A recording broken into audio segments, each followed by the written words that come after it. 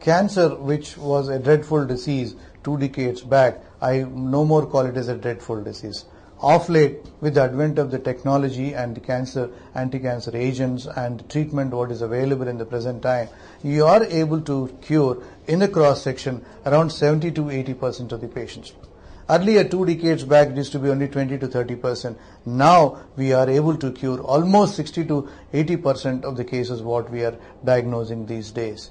In other words, the technology in the radiation oncology, the anti-cancer drugs which are available, the targeted treatment what you call these days, which are going to target only the cancer cells, and the amount of surgical changes what are happening now, in the sense that earlier we used to take out the entire affected part of the body which is developed cancer. Now we don't do any more. We just do a resection of that particular part of the body which has developed cancer, and the rest of the body would be taken care by radiation therapy and chemotherapy. That is called organ and function preservation, in the sense that you develop a tumor in the upper arm, for example, you're going to resect only the tumor part and you're not going to take out the entire arm or the limb. Similarly, the lower limb or upper limb, wherever you develop a bone cancer or a soft tissue sarcoma or a muscle cancer,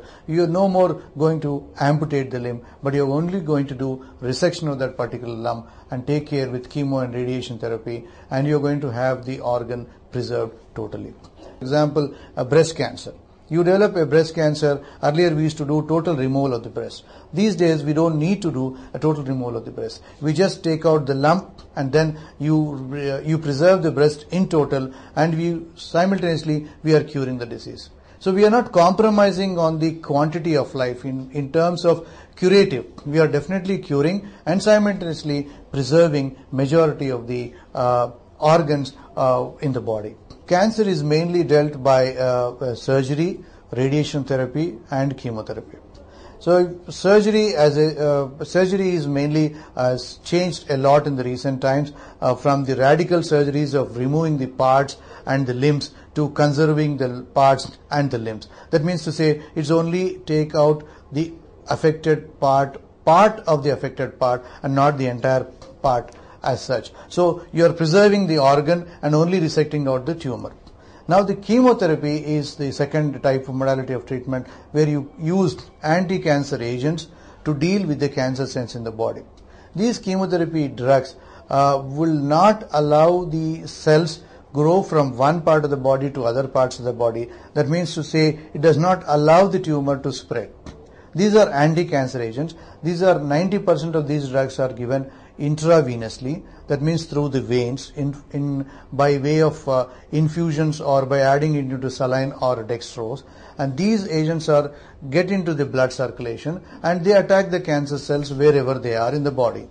So these are anti-cancer agents, so these are quite toxic drugs, and this, apart from doing good to the body, it does have some side effects, in the sense that you might have hair loss, you might have a soreness in the oral cavity, you might feel weak, your bone marrow might be suppressed, your blood cells like red blood cells, white blood cells might come down. So in the process, your immunity of the body would come down when you use chemotherapy for treating cancer. But these things are very temporary, and most of the patients would recover within a week's time. With the side effects of the chemotherapy would be recovered in a week or 10 days time.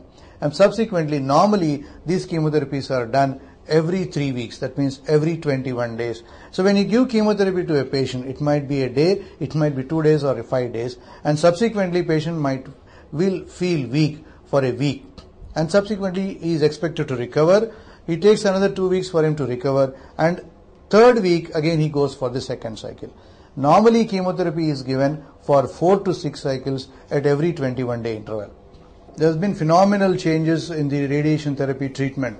Earlier, patients used to have a lot of side effects and ill effects of radiation therapy with the poor technology.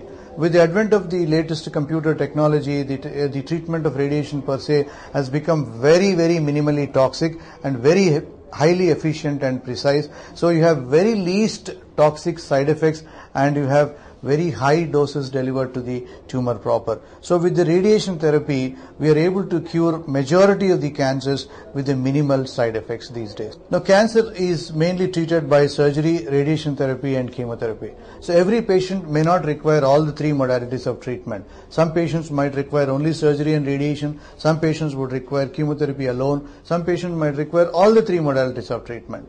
In that situation, how the patient has to decide what could be the best option and what could be the way he should go about, whether surgery has to be first or chemotherapy has to be first or radiation has to be first. So for that, ideally, there is a board called a tumor board where you have three modalities of doctors sitting together, or the three specialists like radiation oncologists, medical oncologists, surgical oncologists, all sitting together and deciding the mode of treatment or examining the patient combinedly and coming to a consensus and telling you what is truly scientific without a bias of individual specialty.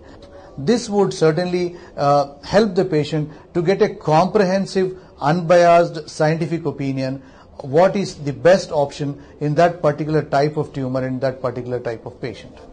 So that would certainly give a better results and a better outcome.